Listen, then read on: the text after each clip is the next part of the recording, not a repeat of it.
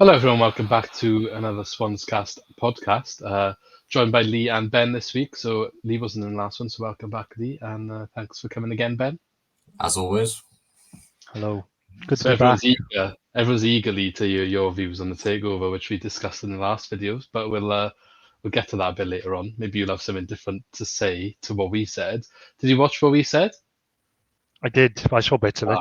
That's a shame. I was going to say, if you didn't watch it, it could have gone completely on a clean slate, and we would have got your raw opinions. But now you're going to be, all right. Shall I say the same thing? Nah, I'm joking. Influenced. How's it been otherwise? Obviously, been a bit busy with exams and stuff. All going good. Yeah, it's been a manic couple of weeks, just staring at the computer screen, and now it's good to be back on the computer screen, talking about the Swans. Couple of hours break and back to it. Ben, what about you? Yeah, same old, plodding along. Only a couple of weeks outside of Christmas now, so I think that's where all our attention's turned to, other than watching the Swans, obviously. Should probably start Christmas shopping Yeah. soon. You haven't started yet? No. I always do like all of mine on Black Friday, other than the odd bits and bobs. Wow. Yeah, fair play. Anything I buy off Amazon, I do it then. It's very organised. It's just, I mean, I like to think I'm saving money, but I've never fact checked it, to be honest. Yeah. Just telling myself that I am. But also, it means I'm not overspending in December, because generally the money then goes towards food, because I like to eat nice things at Christmas. Yeah. That's where I'm at now. I went to Sainsbury's and Aldi's after work last night and spent more than I needed to. But, just topping the fridge up with all the cheese and all that sort of stuff, ready for. I only got that much time off, to be honest, but yeah. That's where we are now. That's why I ate the present shopping. I just want the food. Yeah. I look forward to. I found though, don't know if you've gone looking, but that you normally come out with all like meats and stuff that are like Christmas stuff. You get all the stuff in and all the like pigs in blanket and all the different versions of everything. Found the selection's quite poor this year, not gonna lie. Right. Quite disappointed. Last year there was all nice things like Yorkshire puddings with stuffing in the middle and like pig in blankets in it, and now it's just like standard, just pigs in blankets stuff in. Anyway, got off on a rant about food. I will say though, before we move on, I've been hammering, which I found this year, the Sainsbury's hot counter do with the pigs in blanket. They do like a little box of them, and they're just the best things ever. And it's killing me off because I'm in walking distance from Sainsbury's, so when I'm like working your from lunch home, and work. I got to stop though. I've got to stop. We got to stop going because can't be hammering pigs in blankets every day. I mean, well, yeah, probably not the best idea. Got any naughty foods you like, Ben? That can't stay away from at Christmas time. Because not necessarily Christmas time, like in work, we're a short walk from Swansea Market, and there's this Thai place in the corner, and it's like £6, and the amount of food you get for £6, it's just absurd. So yeah, that's the one you got to avoid. It's when you're in work and all your co-workers are going and want to bring it back, and the office just smells of it. It's like So I've recently, as you two know, moved from my location in work, same job, different place, and I'm also based in Swansea and the stone's throw from the market. So I have been there myself, but I feel like I picked the wrong dish when I went there. So what would you recommend? Because I had cashew nut and chicken or something and rice, and it was plain. Just get green curry, because I think most people's spice levels, anything above that, you've got to sort of work your way up. I still haven't get past it. Yeah, I can't lie. It's just that's the right amount of medium spice. Yeah, okay, I'll have to try that one. I definitely spend too much money on food when I'm in work, and I'll be in town. It's a bit of a nightmare, to be honest. I need to rein it in, but that's another podcast altogether. Anyway, let's go on to the football. Okay, so where do we start? There's 4 games to touch on this week, and I say touch on. We're not going to go into an abundance of detail on all of them. Probably talk the most about the Plymouth game, which is the most recent one. Swansea went away and won 2-1. I got a little bit to say about that. A little bit of Twitter arguments. I haven't had one for a while, but just felt like having a look on the feed, posted something, and of course someone bit. Can't stay away from it. This is why I don't scroll on that anymore. But anyway, the 4 games in question altogether. So Swansea obviously won away at Derby. They drew at home to Portsmouth, drew away to Luton, and won away to Plymouth. To be honest, I think maybe the teams in that 4-game run are not necessarily and I don't want to discredit them, but the most difficult when you look at the league table and the standing. But I don't necessarily think that's a bad run at all. I think it's actually quite a positive and good run from the Swans. What do you think of the little 4-game run of undefeated games that we have been on? Well, to be honest, the fact it's 2 wins and 2 draws, obviously we take it. It could easily have been 4 wins. The 2 draws, the Portsmouth game and the Luton game, like we went behind in both games, but then came back into it and probably should have done enough to really get another goal. Our performances probably warranted it. You go back even further and you look at the 2 games prior to that 4-game run, and they were losses against Leeds and Burnley. Both of them could have easily been draws as well. We conceded late on in both of those games to lose.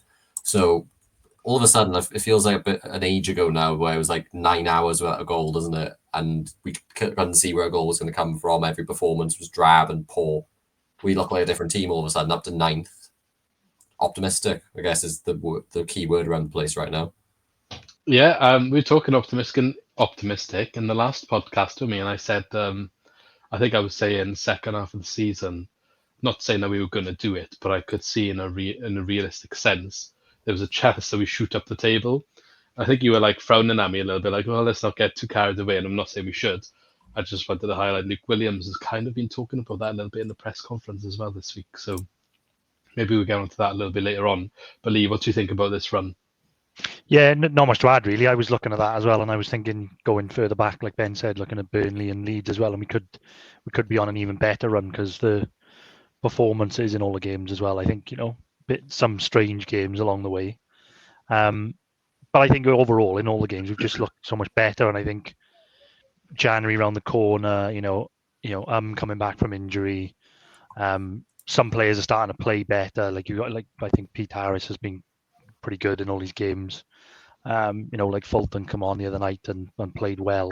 And I think there's a couple more players chipping in. So I think, and again, looking at the fixtures going forward, like Sunderland are not in the best of form at home. And then we've got Hull and QPR and Luton. And I think, again, you could still, there's still quite a lot of points to pick up here over Christmas. So, yeah, it's quite exciting at the minute. Yeah, Sunderland's the next game, not in the best of form, you said. But having said that, it's one win in 8 for them, but it's also 1 loss in 8. So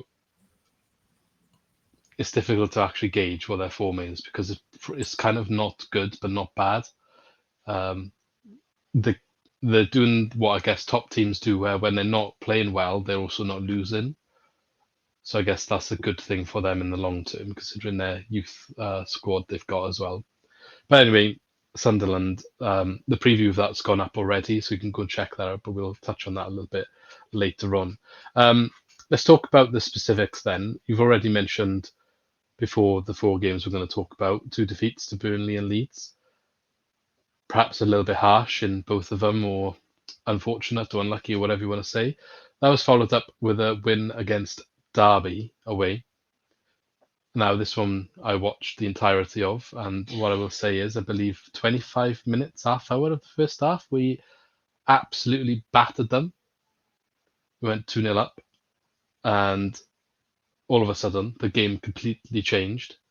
And I felt, in the end, perhaps if you're a Derby fan, you're a little bit gutted about the result, probably, and probably could have expected a bit more out of it. I think if they had other players, or perhaps Jerry Yates was able to play in this game, maybe they would have got a point as a minimum here. I think there was a couple of chances that the players they had on the pitch, who perhaps haven't been doing the goal scoring for them, missed. And you do worry that if Yates perhaps was on there, obviously can't play because he was tied being on loan, couldn't play in that one. I think maybe they should have got a draw, but we came away with a win. Yeah, it's a bit of a weird one, that one. And I think it's the theme with all the last couple of games. You just don't know what sort of game we're going to get at the minute. Like that first 20 minutes against Derby was the best we've played under Luke Williams, I think, and definitely the best this season. That first 20 minutes we were unplayable. I think he dropped. I think that was the first game where he played Cullen at 10, which is like where we see him more often now. And I just think like they couldn't lay a glove on him. He was finding space everywhere. Like Ronald was getting behind. Brilliant finish from Vopotnik. We just looked so dangerous. And then after the second goal, it was a complete change. I don't know what happened, but they absolutely hammered us after that, and we were lucky to get away with a win. But if they can kind of replicate what they did in that first 20 minutes, then we'd be golden. Yeah, Derby made 4 big chances and scored 1 goal. We made 1 big chance and scored 2 goals. Go on, Ben.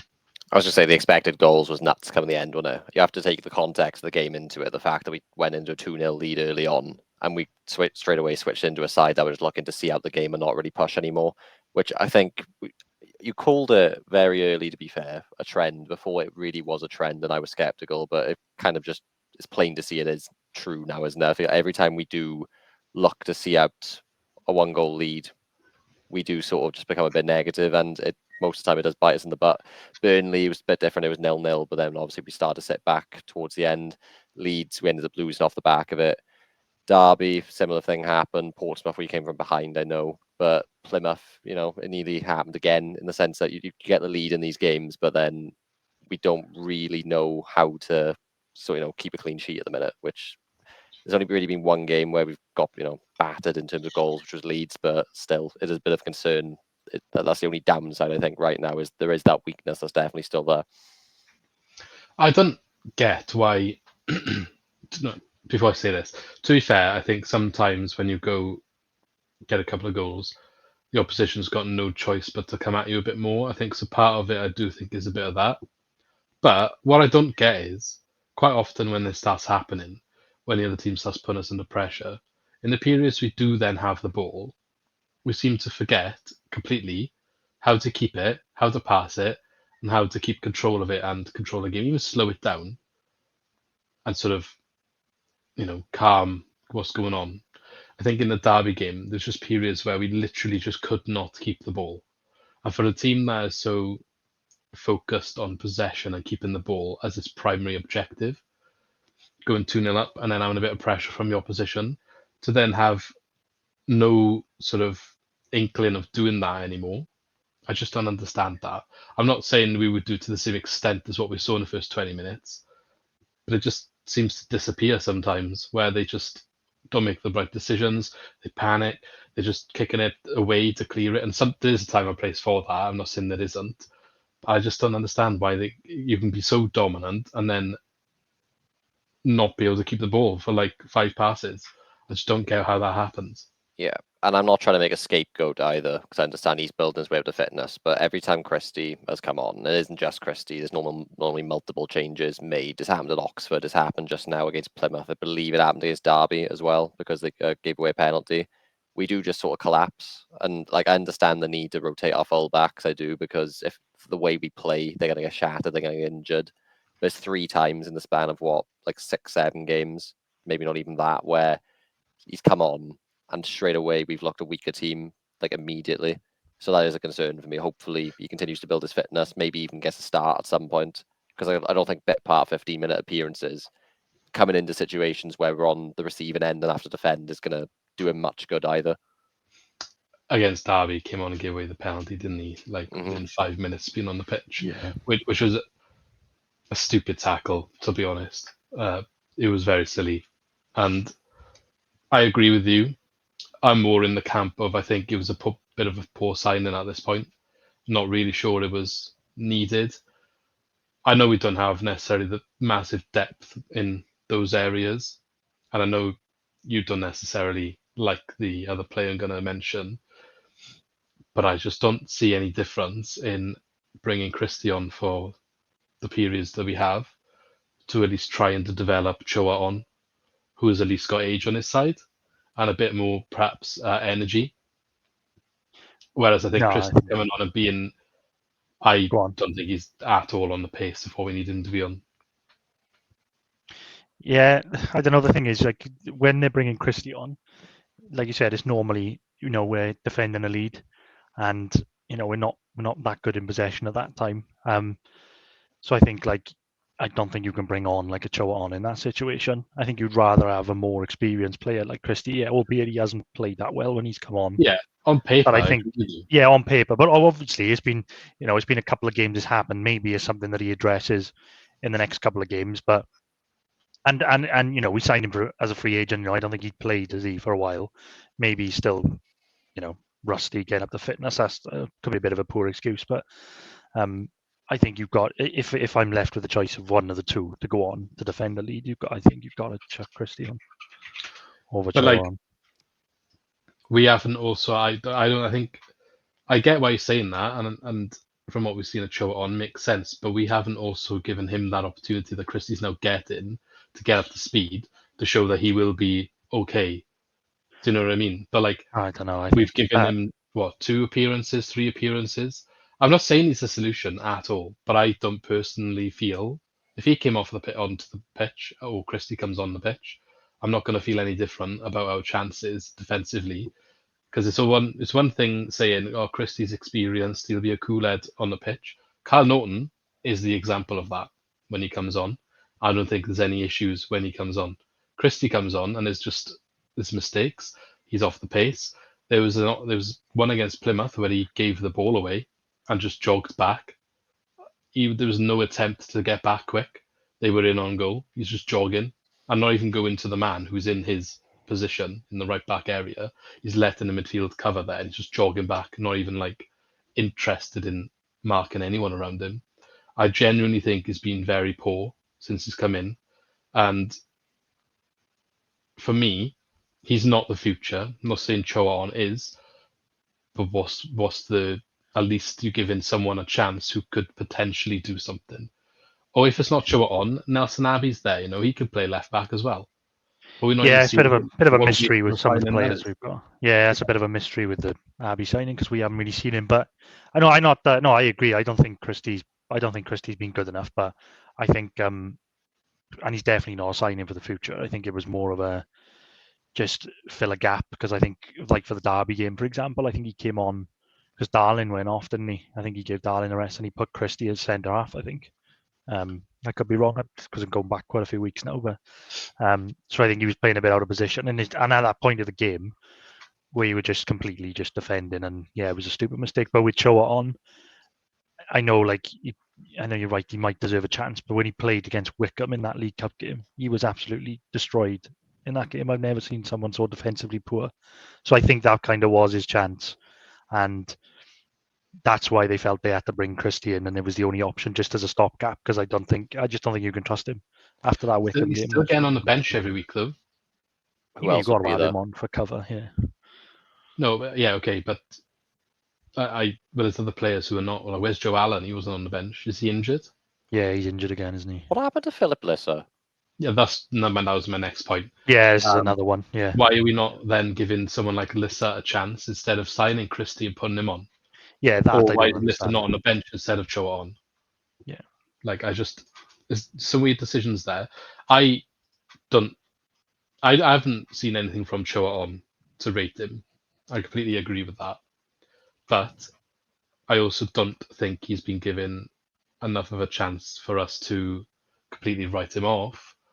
And my point is just basically if you're going to give a 32-year-old who basically snapped his leg and his career's done, he's on the tail end of his career, these chances, like when did we even sign him till? Isn't it January or was it the end of the season? Christie, end of the season, I think. I'll have a look. So if you're going to give him the chance, like I just rather try and see if there's something there with Joe on, because ultimately we've paid money for him and he's either going to end up leaving on a free or just, I don't know, rotting in the reserves or something. So you never know when it could click into place for some players and you just don't see it coming sometimes. I'm not saying it's going to get there for him. I mean, Okveta, for example, he's one. And again, I'm not saying that he's a world beater or anything. He didn't necessarily have... I actually don't think he did badly, actually, in that game against us the other day. But that just shows he's gone from us, where he couldn't get a look in the Championship, to a club, and he's starting games in the Championship. Now, I'm not saying that that's someone who should be starting for us, but doesn't mean he's not good enough to play a game at this level when we need him to, or to come on for 20 minutes when we need him to. Yeah, Christie end of the season, just to clarify that. Philip Lisser, we signed a deal in March till June 2027, so he's still here for 2.5 years. He's just fallen off the face of the earth. I'd forgotten about him, to be honest. Like, he was in and around the squad, getting like minutes here and there last year, was he not? He was on the bench, yeah. Didn't he start against Bournemouth away in the cup? Or he came on? I can't remember. Could have. What, was he on the bench just now, was he? No, he's last season he was on the bench. I was going to say, yeah. Yeah, he was always on the bench last year. Always. He was. Am I right? I don't know if I'm making this up, but I'm sure someone said he had like what could have been a rumor. There was like off-field stuff. Honestly, and they kind of dropped him down. But I did that. I don't know if that's true. But because I mean, seems odd. We don't want to get done for libel or anything, so careful. But No, I swear, pre-season, when the first pre-season game, it was him and I want to say Gabango starting because Darling was injured. Yeah, he was in and around the squad. And Yeah. again, this is another point, because if he can play centre-back well, like Christie came in a centre-back against Derby when he came off the bench. Yeah. So again, that makes the whole Abbey situation even weirder, because he's coming on a centre-back before Abbey. And like I said, 5 minutes into the game, he gave the most stupid penalty away. So I don't know. I'm just not impressed with the decision to bring Yeah, him no, back. I'm not impressed with him either. It's not been great. Maybe, after, he's come on a couple of times and not played well, maybe they rethink it. But that says to me that they brought him in because, maybe Abby and Joan and Lissa and whoever else is there, they thought just not ready. Maybe The they didn't issue- feel like they could put them in. The issue is as well, it disrupts the way we play because the way our fullbacks work, obviously, is they go into midfield. As soon as Christie, I don't know, Norton's a bit different because of his legs primarily, but when Christie comes on, like there is no more inverting into midfield. He isn't that sort of player anyway, comfortable to receive in possession and to play around the corner, things like that. So when he comes on, we're pretty much just saying, right, flat back four. Often Frank goes off the pitch by now as well, so we've lost that intensity in midfield. And it is literally just a shut up shop job. There is no more going forward. If we're attacking, it's because Ronald is like free one-on-one with somebody and we just, the guru finds him with a hell of a pass over the last man. It's like a counter back to front really quickly. The way we build our play, the second Christie comes on for Key, people probably don't realize how big of a deal Josh Key is for us in the build-up, but he is. It's the same with Timon as well. The full-backs now, they're pretty much as integral as Grimes, as Darling, as Cabango are as well. So yeah, it is a tough one. Like if I'm more concerned if we want to chase games because it's like surely Christie isn't brought on if it's 1-1. You know what I mean? And then you're relying on your fullbacks then, and then do they burn out because the way they play, they're done after 70 minutes. They are, is the truth. Yeah, and again, not to keep blowing Sean's trumpet, but like again, he's getting picked on the bench, right? So I just think I don't know. Is Luke Williams? This is a big question. Is he good at developing youth players? Because I don't know how much he's given them opportunities at the moment. Well, he's the only one that's given Joan a chance, isn't he? To be fair, he's been I'm not there on for about necessarily him, just the fact that there's no one else seems to be coming up at the moment from academy. All the ones we thought were going to get a look in or not, like Sam Parker. I know he's coming back from injury, but he could play right back too, like if we wanted him to. What I was going to say about Choan as a last point, he actually plays midfield when he goes on international duty for Indonesia. So the fact that we are so heavily focused on having inverted wing backs is just odd that we can't seem to get him to work in the system to at least be a cover option. That's all I wanted to say. Like, if a player's not good enough, he's not good enough. But I personally think if you're not good enough, don't put him on the bench. Put someone else there who might have a future, who might be able to develop into something. Yeah, I was just going to say, I don't know how much you can read into the way he plays for Indonesia, because obviously he's going to be one of their better players because of how good Indonesia are at football. So then it's like you wouldn't stick him left back. You know what I mean? You just push him higher up the pitch.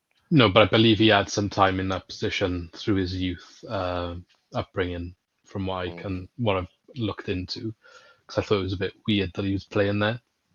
You are right. The quality perhaps there isn't, amazing.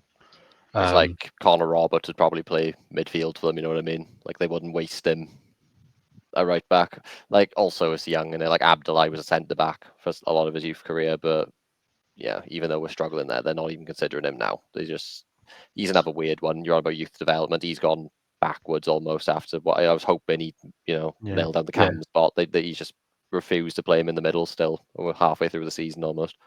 Abdullah also, though, when he first broke into the first team, was getting used as a left back. So again, right wing back, he was out under Duff. That was a completely different system. But yeah, he played well when he was at wing back. That was mainly because I think did we have injuries, or I think was a Key was injured, or we just didn't have a second full back or something. It might have been before we signed Key originally. Could have been. We're going back a while now, but yeah, it's it is like Cullen is one who's gone forward this season. But honestly, I think that's more because of Bellamy. If I'm honest with Wales, like honestly, Bellamy's backed him over multiple international breaks, and he looks like a different player, confidence-wise. He's playing out of his skin, new contract, and I'm not saying Luke Williams hasn't helped as well, but do I think Liam Cullen would be doing what he's doing without what he's done for Wales? Honestly, no. That's just my opinion. And then like I'm looking Amar Gouveia, I'm looking Kyrell Wilson, Philip Lisser, like you say, could be something else going on there we don't know about. Youth players, maybe we don't have the strongest contingent to call upon, but it is sort of important the way we like trade as a club to bring players through as well. And then we're not really seeing it. Not saying young players aren't succeeding, but they're ones that we've signed, which is fine. Don't get me wrong, but will we run out of those good signings? Will we have to rely on promoting youth players again? My guess would be we will. Just find it weird, and none of the ones that seem to be breaking through last season have had a single look in this season. That's the weird thing, because I think like for as long as I can remember, we've been saying it, and we on the even before Luke Williams as well. It was like a thing where not many youth players were coming through, and then last season, like we said, it seemed like Lisser was getting a look in and Parker was playing, and then all of a sudden Gouveia was getting a couple of appearances, and you thought, oh, maybe they'll, maybe they'll start coming through this season, but not really seeing it at all. And they're not even. Yeah, and they got Not even getting a Abdullahi, sniff. who's broke through kind of into the first team picture, but not in the position that he was in the youth team when them ones are in the position that he's playing. It's just weird. Yeah, it's an odd one. I don't know. Like there's no. I'd like to see maybe some of them getting a chance, but again, I think like we said, though, I think maybe he's got like, because you can sort of know what team he's going to play now from the start, and then I think it's just the way the games are going as well.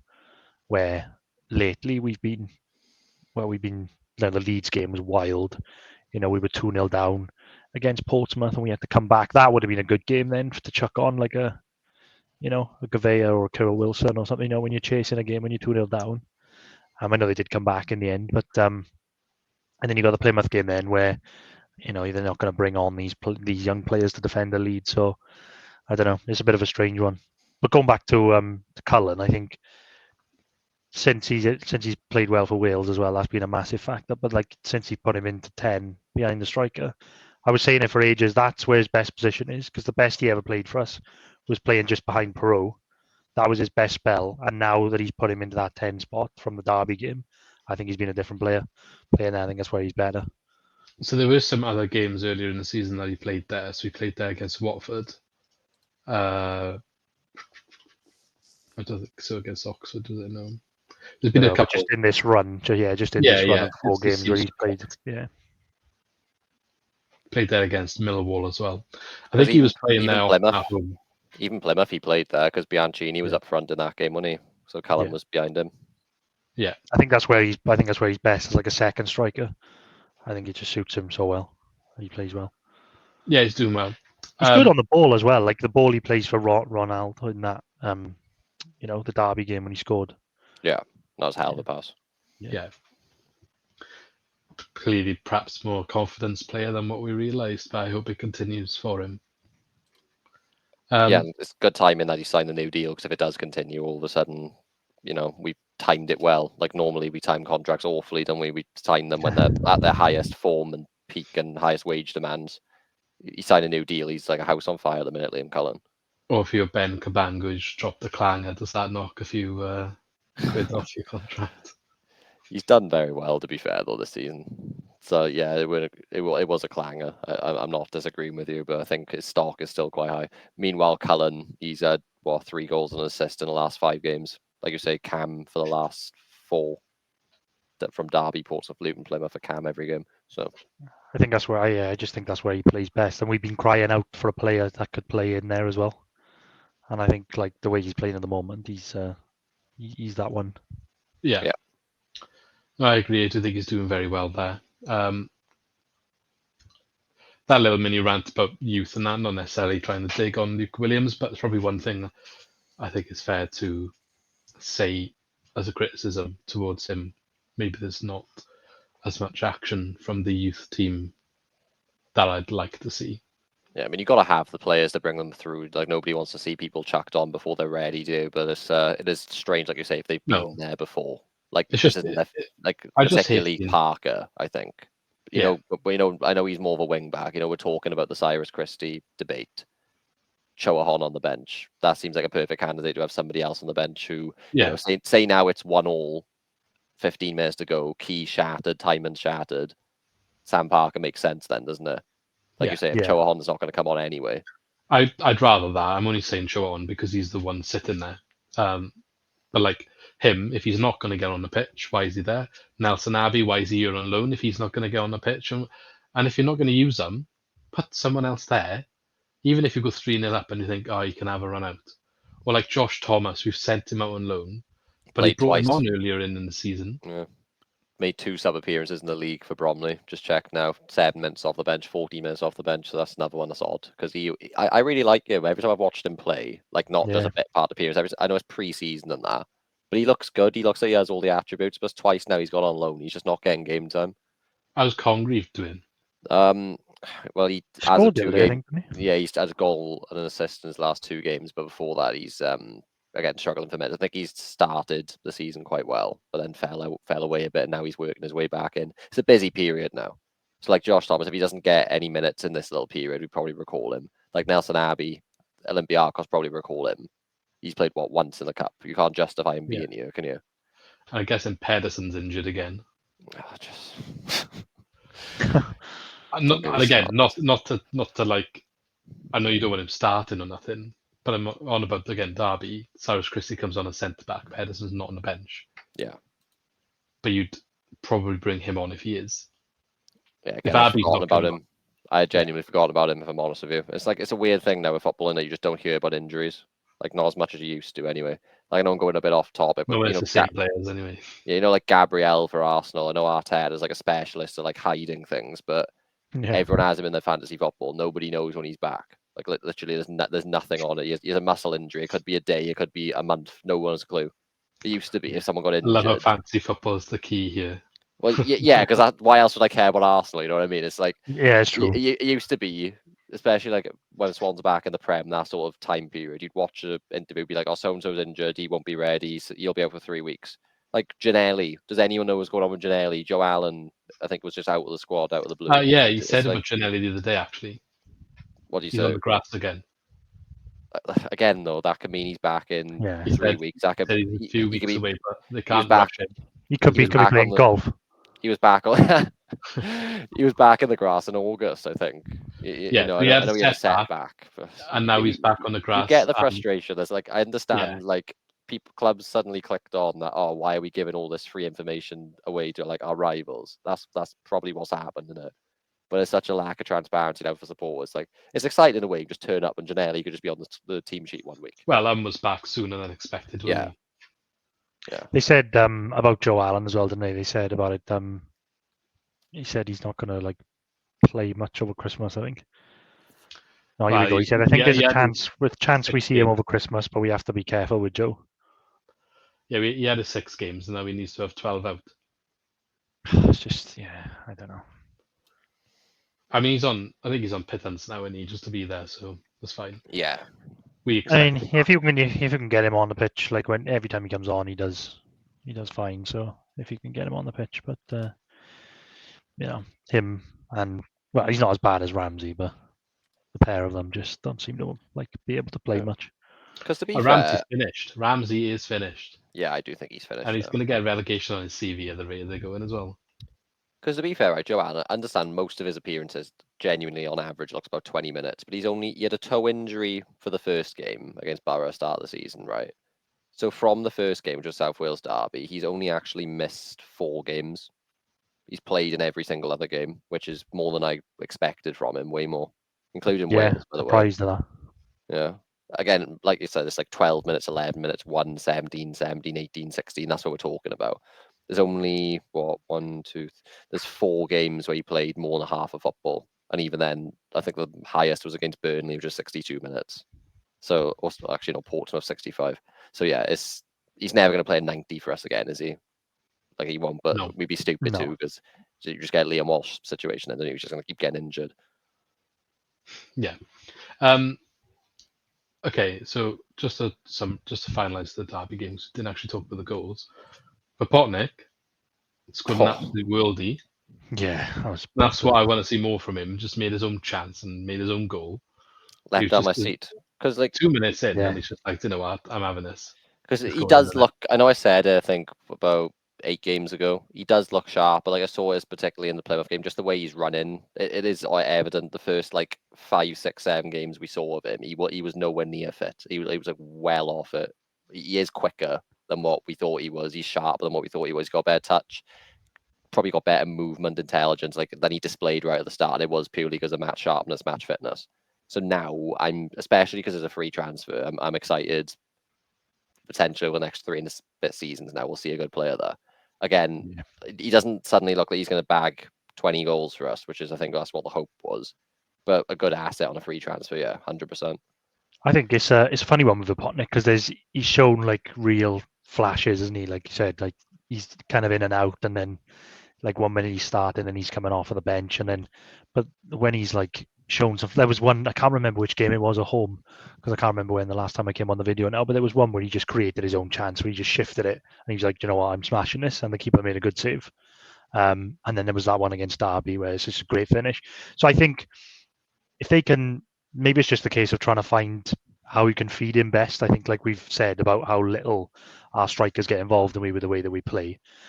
But when he seems to get that chance, when he seems to get involved, he looks dangerous. He looks really sharp, like Ben said. So I think, yeah, it's quite exciting. Maybe you just have a bit of a season where he's kind of in and out, chips in with a goal, and then maybe next season he, takes off. So yeah, watch his space. Got 3 more years of him, haven't we? That's the beauty of what we did over the summer. 4-year deal, Franco 4-year deal, Vipotnik 4-year deal. So long-term building.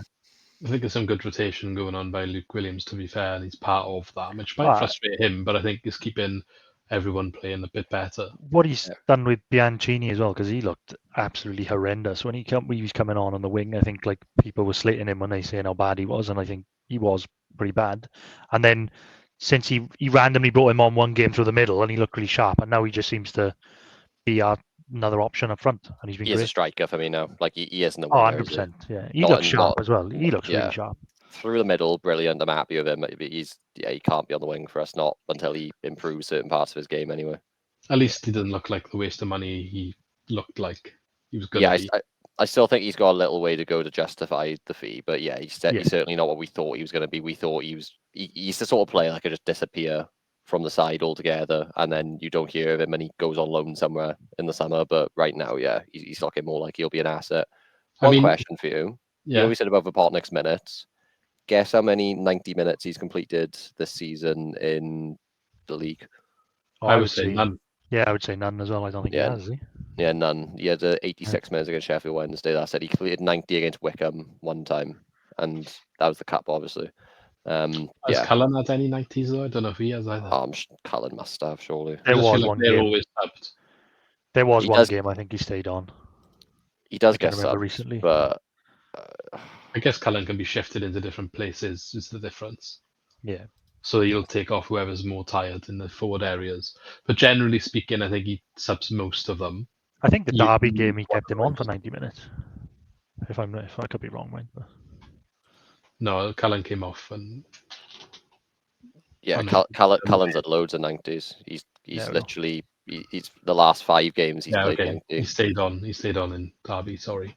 I think great strike from Vipotnik. Maybe there's more to come there. Glad to see we get more out of him anyway. Ronald scored the other goal, his first goal of the season. Nice to see him actually finish a chance, and to be fair, it was a good finish. He meant to keep it, didn't he, from a very tight, wide angle. Yeah, you thought when you saw it, it was a bit easier chance than it was, but I think it was not necessarily clear cut as. Yeah, we were. I remember that we were having the XG debate, weren't we? Because I was thinking it, and I just thought it was a better chance than it was. But then when I watched the replay back, he was actually quite wide, to be fair. So he does well. I think it's one of those ones. He doesn't even pick his head up. He just wanted to hit the target. I'm not sure his intention was actually to Megs the keeper. He didn't even particularly know where the keeper was. But yeah, he just, you got to hit the target to score. He just didn't overthink it. It's his biggest issue a lot of the time. He does overthink in front of goal. So he thought, let me just hit it. Still not sure about the celebration. Get used to it. Don't get used to it because don't score that much. But when he does score, that's what he's going to be doing. Hey, if he does in the big game, I'd be all over it. If he does that against Cardiff, you love it then, wouldn't you? I can imagine he does a last minute winner against Cardiff and does that celebration. Ructions. No, yeah, that would be riots. Okay, moving on. So let's briefly touch on Portsmouth and Luton. Obviously, we went 2-0 down against Portsmouth. Do you think a little bit of that was the fact that they had 2 games postponed beforehand and probably came out the blocks a lot more fresh? I I hadn't think thought so. about it, but yeah, it makes sense, doesn't it? Like it's sort of weird circumstances how they had 2 postponed when it wasn't one of them like lighting or something. It wasn't like weather, Yeah. was it? They turned up and the floodlights weren't working or something on it. Yeah, something weird. Yeah, they had 2 in a row. I think it was because I think again, I always look at when we have the 3-game week. I always look at how well teams do, and it's rare that teams win all 3 or even go unbeaten all 3 when you play Saturday, Tuesday, Saturday. So I think they'd had the Saturday and the midweek game called off, and we'd had Leeds, which was a ridiculous game on the Sunday, a mental game, and then we had the Derby game, which was a bit of a slugfest, wasn't it? At the end, and we were just defending for our lives basically. And then they've come in off a 2-game break. I think they were raring to go, and we just looked a bit sluggish Yeah. because the 2 goals early on came from mistakes. Really, we just looked way off the pace, and we were punished for it. Because keep in mind they had the 2 called off, but it was the international break before it as well. So they Yeah, already had exactly. the week break everyone else had, and then Yeah. missed it. They didn't even. Well, did they travel? Like I'm trying to remember. The floodlight game was at Fratton Park. Or was that away? Because they may have had to travel still, but No, that was Fratton Park. When I think the Ah, game the week before was Blackburn, and it was the weather, and then the midweek game was at home, and I think it was Millwall, and they called it off. All the fans were in the stadium, and they called it off. so yeah, they didn't even have to do too much travel in there either. So yeah, it's yeah, it makes sense, doesn't it? Like you don't want to like chuck away excuses like that for why we started poorly, but then the way we turned it around is a credit to us at least. I think it sort of broke a trend on it that every time we've sort of gone behind this season, like 1-0, it's just sort of stayed 1-0. So then to go 2-0 down, we sort of like pulled our trousers up and went for it, which we could have easily won a 3-2. I think it's fair to say. Yeah, going into Luton, that's the point I was going to make as well. As much as I think home against Portsmouth, probably we would have wanted to win that. I think any away game is good when you get a point. But coming back from behind on both occasions, no matter who the opposition is, I think that's something that we haven't been doing for a while. And doing that now 2 games back to back, I think shows some strength in the team that we haven't perhaps seen for a long time as well. I never really feel that comfortable going behind against anyone who haven't in recent times. And I usually see when it flashes up on my phone, if I'm not watching it or whatever, that we've got to go down. I'm like, okay, well, that's that then. Whether we come back into it or not, sometimes obviously we do, but I think generally speaking, we haven't always been the best at doing that. So that's definitely something that's improved recently. And like I said earlier, Luke Williams kind of making some noises about looking up to the playoffs. I think that's the sort of thing we need to be able to do as a team going forward as well. I mean, first of all, cut out the mistakes, of course, but if it does happen and we do go behind, being able to come back and not lose games is a really important trait as well, and home or away. But yeah, it's a Luton game. That's when Ben Cabango had a bit of a nightmare in. Yeah, it weren't good. It was early on in the game as well, wasn't it? So it was one of those ones where like it could have turned bad, like the morale could have dropped. But then all of a sudden, I think pretty much it was pretty much instantly from the goal. To be honest, the tide shifted towards us. I mean, I'd like to say marginally the better team for the majority of the game after going 1-0 down. Which it begs the question a little bit: how did it take so long? I think it was the 70th minute. It was just a corner. Which, by the way, do you want to touch on? You did a pod with a Luton podcast, didn't you? I forget the guy's name, but he just called the goal detail for detail pretty much. Yeah, no, he was great, to be fair. I don't know if you've seen it on Twitter, but he, to be fair, he clipped it for us. He went because he was on our preview. We did a preview Right, week. okay. Obviously, we always do one where I'll go on their channel, they'll come on ours, and I can't remember what the podcast's called now, top of my head, because it's Something nothing. Hatters probably, is it? No, it's the OK Football Show, I think it's called. Give me a second. They had nothing to do with Luton, the name, because there was Right. something that happened with the old name and they rebranded. Basically, he was telling me about it. And OK just happens to be his initials because he was saying he got screwed over. So now everyone thinks the podcast named after him. His name is Ollie, basically. So yeah, he came on and I think he said something like a cutback, so they're Achilles heel essentially. No one's quick enough to react to them. and we'll end up scoring from a cutback because everyone will just switch off and just look at the ball and stand still and just watch it go in the back of the net. And obviously that's what kind of happened for Grimes' goal. Well, he said cutbacks, edge of the box. I think did he go as far as saying keeper's top right as well, or keeper's right side of the goal or something like that? Like, it was specific. I watched it. It was odd because like the goal actually comes straight from a corner. It's literally just Timon played it to Grimes on the edge of the box straight from a dead ball. So whether that's the exact scenario he had in his mind, I don't know. But you can't question it too much. He literally said, "We do not close down on the edge of the box," and there's just Grimes stood there on the edge of the box. You don't leave anyone. But you don't leave Matt Grimes on his left foot with the right side of the goal just gaping. Which good finish. I don't want to take anything away from Grimesy, but Christ, I saw the goal and I was like, that's far too easy, far too easy. When I play my screen on this now, do you hear the audio? When you play your screen, I share my screen. Does it play the audio? I'll play the clip if it does. Can't lie. Yeah, try it. We'll give it a go. Bear with us, everyone that is listening. Let's have a look at this then. Share the screen, that would help, wouldn't it? But yeah, no, it was, to be fair, I didn't even notice, right, until he tagged me in the tweet. I was like, oh my God, fair play. There is nothing better than getting something right on the pod and you got the receipt for it. Right, try click play then, let's see. Let me know if you can hear it. No, I can't, unfortunately. You have to take our word for it, but yeah. Yeah, I mean, look, it's on Twitter if you want to go and check it out, but it's a very detailed description of the goal that we scored against Luton, but before we scored the goal against Luton. Yeah, I had one the other day as well. I went on a Leeds podcast, all stats, aren't we? And they were asked, what's your biggest weakness? Where do you think goals would come from? And I was like, our fullbacks just go into midfield. So Timon in particular, he'll just leave our entire left side, your entire right side free. So chances are you'll have your winger or fullback go through and score from cutbacks. And yeah, they scored two, literally Dan James barreling down on goal cutbacks pretty instantly. And I know that's not hard to predict, but it makes you feel good, doesn't it? It makes you feel a bit more like you got a high football IQ maybe than we actually do, because we just know our weaknesses inside out, don't we? But still, yeah, maybe it's the same thing with Luton. I found a way to make the video work, by the way. So 2 seconds, and I will show it. Right. Okay. Lee, I don't know if you saw. Welcome back, by the way. I'm sure. Yeah. Sorry, put 50p in the meter.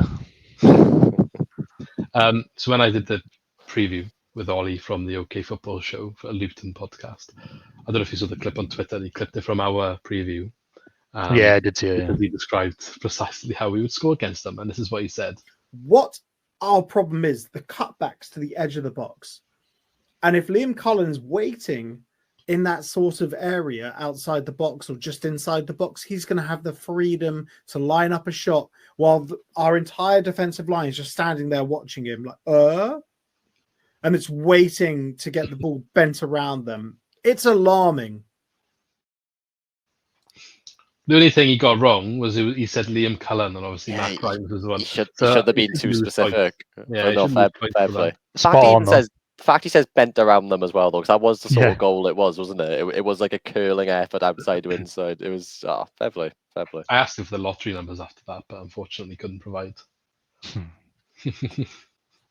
But yeah, no, that was great. That was it's always funny when something like that happens, but it shows, I guess, that he's good at analysing the team, and yeah, it's good content from him. Don't get that from Match of the Day, do you? Nope. Anyway, yeah, so going away to Luton, I think I'll make this point a little bit bigger when we talk about Plymouth now, but just because they are where they are on the table, I don't necessarily think, as Swans fans, we should be too disappointed with the draw, or we should be necessarily expecting that to be an easy win, because that's not always the case. Okay, personally, I'm surprised where Luton are. Spoke about it with Ollie in our pre-match video. He was quite elaborate and descriptive of why they are where they are. I think the board has been too reluctant to sack Rob Edwards at this point. Probably is a bit of a problem. I don't think, from what he is saying, he's not going to turn it around. They're not very confident that he's got it in him to turn it around. Yeah, I didn't expect to see him down where they are, though, regardless of the manager, because it's not very often you see a Prem relegated team go that far down. Yeah, only one I think of was when Sunderland went down twice, didn't they? That's a while ago. Yeah, it's a long time ago. I think You are right though. I think there's a like a bigger kind of trend in the championship. I think it just all those teams. Again, we said the teams from like where we are down to like where Luton are. There's just not a lot in it at all. I think you just if you just have a bad run of results and unlucky results, you're you're right down there. But I just don't think there's a lot between the teams. Like Luton won at home yesterday, didn't they? They beat Stoke. They scored last minute, so They're I another don't think it team was a that, bad point.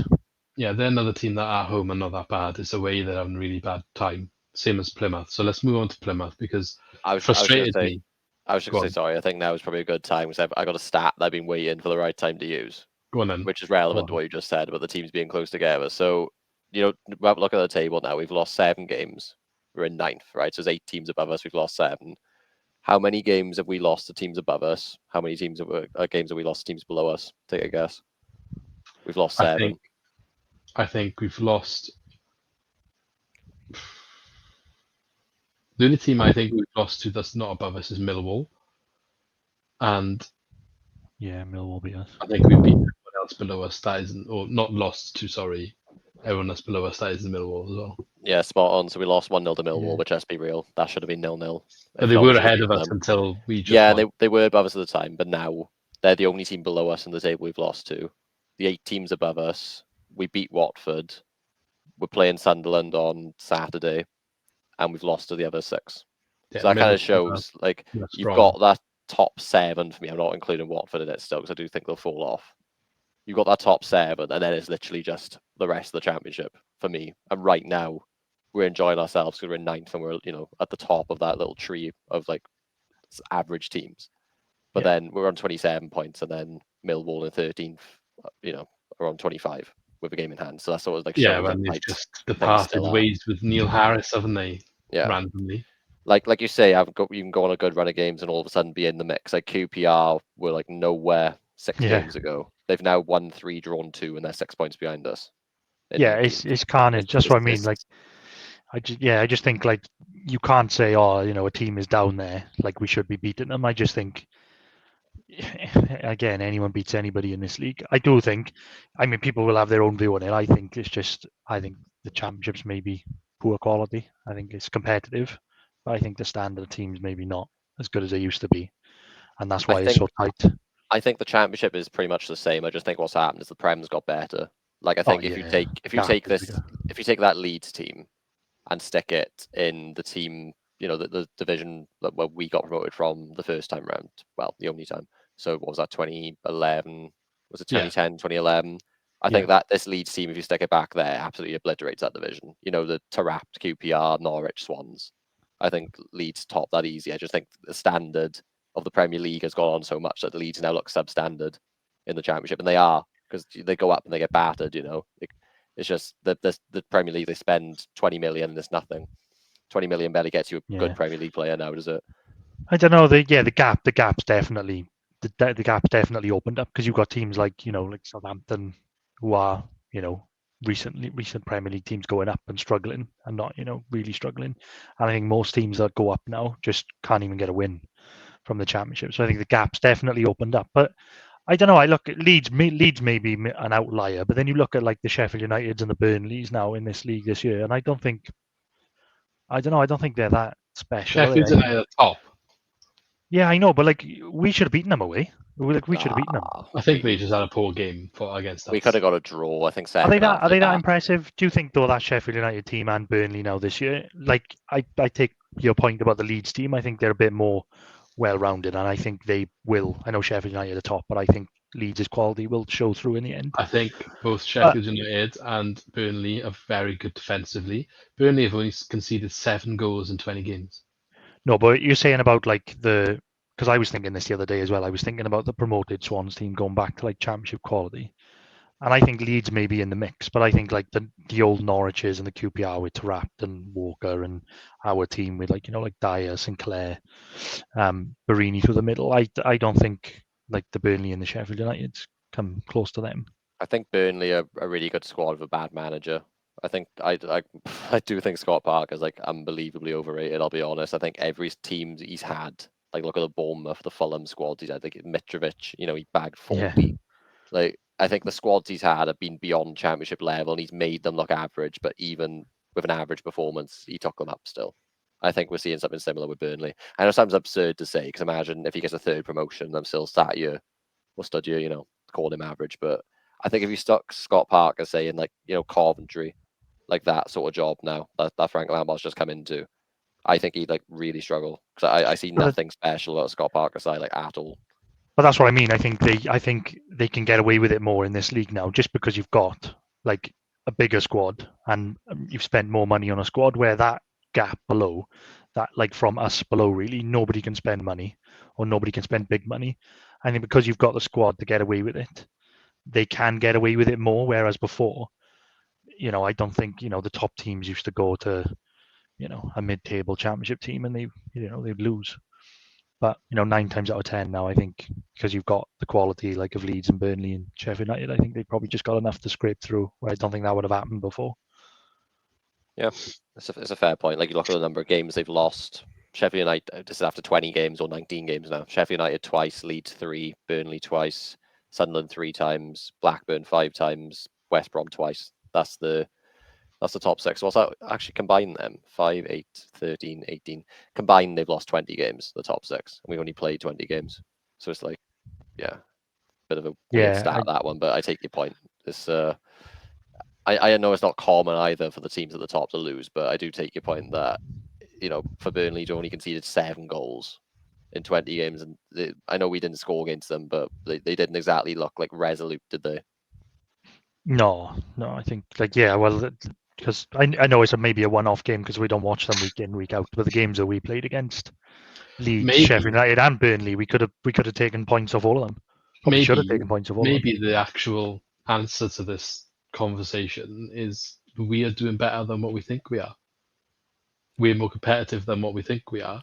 And the fact that we are 9th and that team that Ben said at the top of the rest of the pile, but also the one that's kind of knocking on the door to try and enter the pile above, which is what Luke Williams has been saying in his press conference. Maybe all these things you're saying, we played against these guys, it didn't look that good.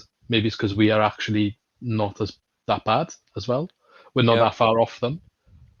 I mean, you look at, I think we talked about it before, the number of points that we could have taken and we didn't take them. Like Luton, Portsmouth just recently, they were draws and could have been wins.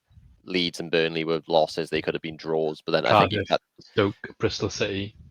Yeah, and I feel like and those games I think hang a bit more on the balance, if I'm honest. I know we should have been outside against Cardiff. We could have lost that late on, similar with Bristol City. I'm just saying from the perspective Millwall of is a big first one. half in all 3 of those, we could have been 2 or 3 up. Yeah, and if you are 2 or 3 up in half time, that's probably game over. Millwall was a big one, similar to Leeds and Burnley, because they were goals late on that we conceded, and honestly, I don't think we'd played worse than our opposition. Like that, they could have easily been draws. But Millwall, we didn't play well, but if you had to pick a winner, it was us. But the fair result was a draw. The fact we lost that was criminal. In all honesty, it does balance out though, because Derby again. Like we created 2 chances and just hung on to a lead the entire game. The number of chances they created, they could have won that, and we took all 3 points. So it does balance out. Bit in Oxford as well, whenever they hit the post at the end as well, we were hanging on a bit, weren't we? Yeah, I think that's our issue, and that's why the results we've had is we're a 60-minute team. I'm not saying it's necessarily the first 60 minutes, the second 60 minutes.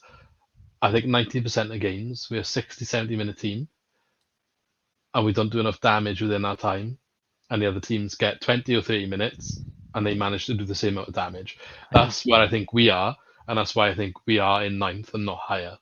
Yeah, I think I know there's the anomaly to that statement I just made. Like Derby probably is more, we were the 20-minute team in that game, but most of the games this season, I think it's fair to make that comment, and I think we're just not doing quite enough in that period where we're not killing the game off.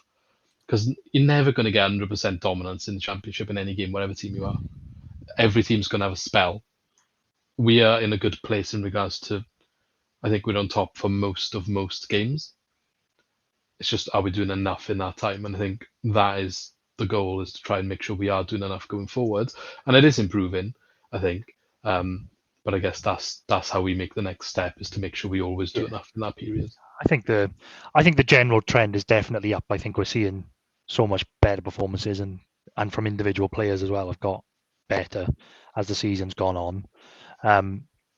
And I think there is kind of a trend though as well. We've seen like quite a few trends this year. I think, like we said at the beginning of the season, it was kind of, we were good in the first half, and then we really like dropped off, like with the Cardiff and the Bristol City games, and then we had that spell where we just couldn't score goals. We were really slow build up, and now the trend. And then I don't know, we kind of seen a bit of that in the Derby game. We were good for 20 minutes and then dropped off, but it seems now like we're a 60-minute team, and we drop off. But I think it's just because of the subs that come on. I think when we make changes, we're a completely different team. But it doesn't matter. It doesn't matter who's coming on, or like, because sometimes we start with Potnick and then he comes off, or then he comes. It's not like the individual players. It's just when we make changes, we seem to fall apart a bit. And I think that's why, like you've rightly said, that we're a 60-minute team. It's just, or a 70-minute team is generally when we start making changes. And and we just seem to drop off. Yeah. And then we're hanging on, like where we weren't really hanging on against Plymouth, but after the changes, we were definitely a different side, and they scored. They It would get have a been goal, criminal if we, doesn't it? yeah, it would have been criminal if we didn't win that game, because I think we were good value for it. But on another day, they could have got an equaliser, and it would have been 2 points thrown away. Yeah, going on to the Plymouth game, because I do want to talk about that a little bit before we finish talking about the football. I got frustrated looking through social media about the expectation of Swansea fans generally going to that game. Like, people were saying, we have to win this because of where they are. They're awful. Wayne Rooney's awful. They just got battered in the last 2 games. All of this stuff, right? And some of that stuff might be true. They did get battered in the last 2 games. They were away to Norwich. They lost 6-1. They were away to Bristol City. They lost 4-0. But you know what's also true? They've only lost 1 home game all season before we played them. So why should we go down there with the entitlement as a team at the time? Were we 11th going into the game or something like that?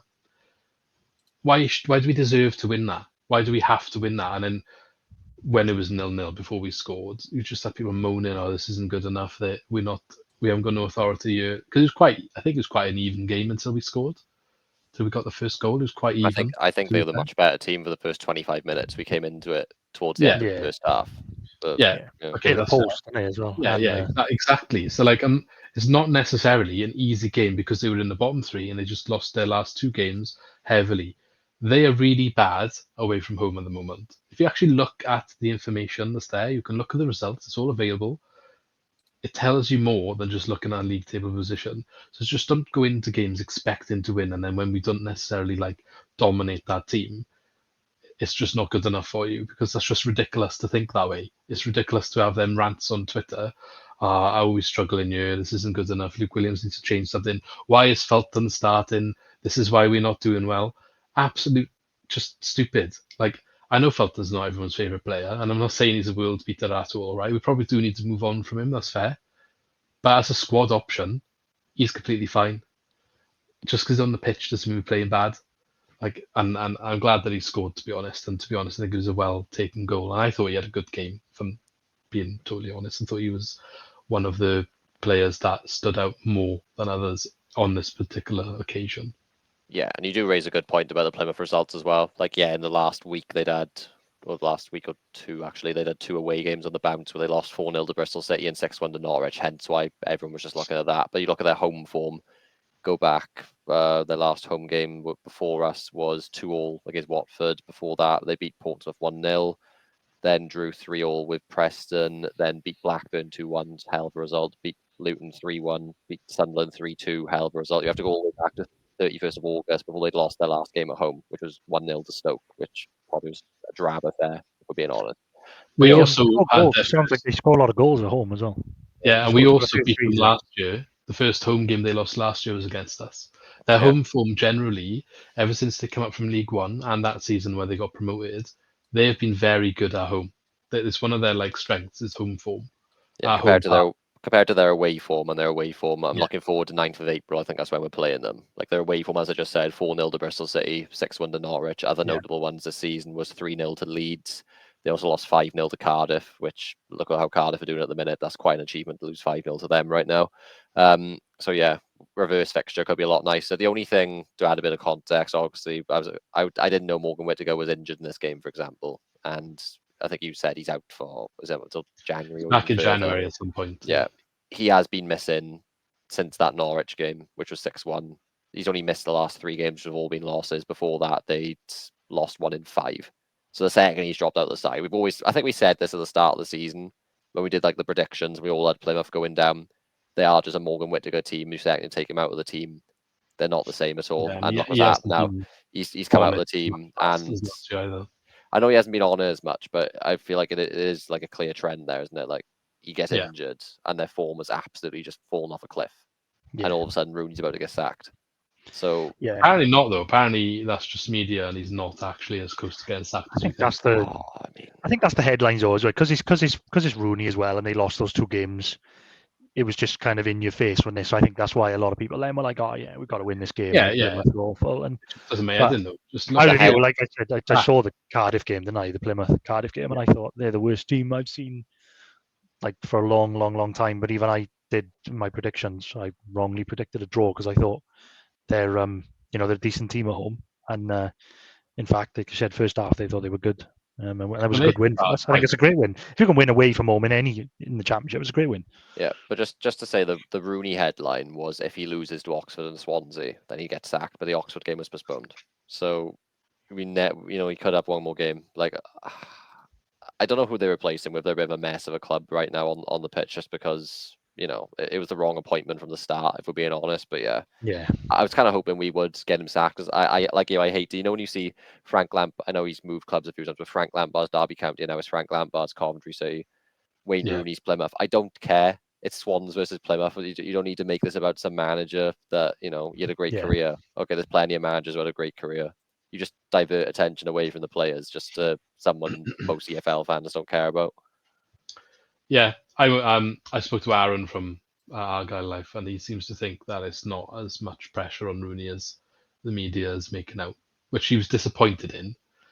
But when I said, is he likely to get sacked after this game, he was like, nah, he's got more time than everyone thinks he has. The board apparently know that it's a tough season to stay up, but they're still backing him by all accounts, is what the inside information from the club was saying, which is not what we're seeing in the national media, I guess. But we'll see. We'll see what happens. If the right person comes available, maybe that changes. Yeah, I think it goes back again to what I was saying earlier. I just don't think there's a lot between these teams at all. So I think maybe it's not the right time. I think if they, if they're still in the mix and they're still struggling, and then you said like the right person becomes available, then maybe they bring them in at the back end of the season to get them over the line to stay up again. But I just, like you said, there's nothing between these teams, like between us and the bottom. There's just, on the day, anything can happen. Like you said, like we drew 2-0 with Portsmouth, because I was fully expecting us to win that game at home. And then I think Portsmouth went and beat Norwich then, didn't they? And Norwich were flying at the time, and then Portsmouth beat them 3-0 at home, I think. It's just, you just think there's nothing between the teams. I am still gutted they didn't sell Whittaker mine, because of that sell-on clause. They could have easily got, I'd say, like 10 for him. They're probably holding that's out gone for, down the season so far. We would have had a good 2 mil-ish from the sell-on. I think we had like, was it 25% sell-on clause? I want to say. Similar. Because he carried them to not promotion, carried them to survival last season, and like you say, he's got 3 goals this season, injured now. Value's gone way down. Yeah, especially if they're in League One.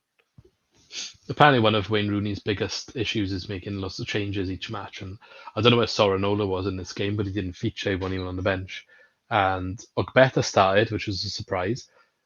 I was told, target him, he's awful, but I don't think he had necessarily an awful game. Part of that might have been because he was up against Miles Peart-Harris, who didn't have a bad game. I actually thought Miles Peart-Harris played well, but I just think the stuff that he does well and did well in this game is not what you want necessarily out wide, if that makes sense. So he's doing those things, but it's like he's not doing winger things really that much. Like he's not running past players and taking them on with trickery. And I'm not trying to slander him. I think he's a good player. I think he's been playing quite well recently. I just think with a few more signings, does he then operate in a different part of the pitch and do those things from that area instead? Different type of winger, like you say. Hell of a pass, hell of a cross, I should say, for Cullen's goal. Yeah. Literally split the defence and the goalkeeper. Such a good pass, in fact, that I believe if after Cullen, I think it was Bianchini was just queuing up behind him. If Cullen missed it, it was literally pinpoint perfect. That's 3 assists in 4 for him. We're on about the 4 games. He's doing well, isn't he? Yeah. I think he's done really well. I think and coming back in as well means that we can actually rest Ronald as well. Yeah. Because it means like you can play Pete Harris because he's been playing really well and have on the other wing like they did against Plymouth. I mean, it's just another option. It's another player similar to Bianchini, to be honest, who I think at the start of the season we were like, this guy we'll wait before like giving a final judgment, but he looked nowhere, didn't he? And all of a sudden, I think we did say that what we were more hoping and praying than anything, that is it just a case of so many new bodies in the door at the same time, they just need to gel. And I do get the feeling it is happening, but we look more fluid. Some players who maybe weren't as sharp, built up some fitness and they look sharper as a result of it. And now we're looking at people like Pert Harris, looking for Potnick, looking at Bianchini, Cullen into number 10 has just happened at the same time as this, which helps. They do just look, every individual looks better and the team looks better as a result of it. Yeah. And again, go back to Fulton. He had a lot of stick last season for not playing a certain way with Grimes. And I think with the guys ahead perhaps playing a bit better, it makes those two easier to operate together. And I know we didn't dominate the first half necessarily. It was quite an even, or you say tipped in Plymouth's favour. Don't necessarily think that's a knock against us. I think it's a difficult game, and we're in a battle here, and we need to try and win that battle. We did ultimately in the end, but I think that they went a long way to saying that maybe those arguments are not always necessarily the biggest. Like, it's not always true to an extent. I'm not saying I want him starting ahead of Franco. I think Franco's a better player at the moment. He does a different job, and I think he does that job. It's far more important what Franco's doing, I think, than what Fulton's able to do. I think that complements Grimes more. But he's going to need a rest sometimes, and when he does need a rest, it's good that someone can step in and do a decent job. He probably should have scored a hat-trick, to be fair. If we want to highlight that, he had a header in the first half that he should have done better with. And I think it was another header, actually, in the second half, or I think it was, that he definitely should have done better with. And he did take his goal really well, though. I actually don't think Franco scores that goal, personally, which is something maybe worth mentioning. I think it was a good reaction and good positioning. We talked about Benga Bango's a little bit of a mistake in the previous game. These things tend to balance out the game after we kind of got gifted a chance at goal. That's a good point. I think, like you say, different players, Franco, Fulton, chances are Franco wouldn't have been in that spot to begin with, but Franco also has a tendency to lift his shots a bit more. He goes more like laces. That's what I've noticed with him, whereas Fulton, we saw under the Steve Cooper season in particular, he is actually good in front of goal when he's presented those opportunities. It's just, how often does he get those opportunities? He normally ends up striking from range for the most part, but when he's in and around the box, he is actually quite clinical. He's got good technique and he's intelligent with what sort of technique he chooses on his shot. But like you say, it's I don't think he's a starter. I think he probably knows that as well. But yeah, he's far too much of a scapegoat. You can't have 22 starters, can you? If you've got a player who's happy to come in and out of the squad and do a job when needed, and that's fine. You just got to know how to use them. I suppose it's similar with Christie. It changes the way we play, but that's fine. Yeah. We've said we've got to be a bit more adaptable as well. I think when the team sheet came out, we were like, there's quite a few changes there. Like Fulton had come in and was his first start from his injury, and Bianchini was starting up front. There's quite a lot of changes there, and it's going to change a little bit the way that we play. But Luke Williams mentioned in his press conference ahead of the Sunderland game, he said something like, we need to play, players need to get in a bit more so that, if they're needed, they're ready to play and they're not coming in cold. So I think he's done it quite well, because all the players that came in on Tuesday, Fulton in particular, who's been out for quite a while, we haven't seen him, came in, and I thought he was only 4 starts this season. Yeah, only 4 starts. He's come in and he was one of the best. Well, he was one of the best players on the pitch for me. For us, I thought he played really well. One of the best games he's played, and that's exactly what we need, because heaven forbid, like Franco picks up a knock, then we're going to need Fulton to play. And Joe Allen, like we said, Joe Allen's not going to play 90 minutes, so Fulton's going to have to chip in. And I think, like we've talked about Fulton loads, and I think he's just the perfect player for what he does. He's not, he's probably not your starter in the Championship, but as a squad player to come on in midweek like he did, played well, solid, and I always think he's solid, and he's always a bit of a scapegoat.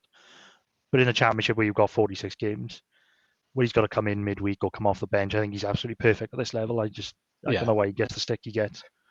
I don't get it, because I get people don't think he's one of the best two midfielders anymore. Right? Completely can accept that. But another thing people moan about a lot is the squad depth. And we don't have enough squad depth to manage the season and to, do our best all the way through the season. You need players in the squad who are able to step in and do a good job. That's what he is. You can't have the squad depth made up of players who are all capable and all expected to start week in, week out, because that's where issues happen. Probably also means you're paying a lot more in wages than you should be.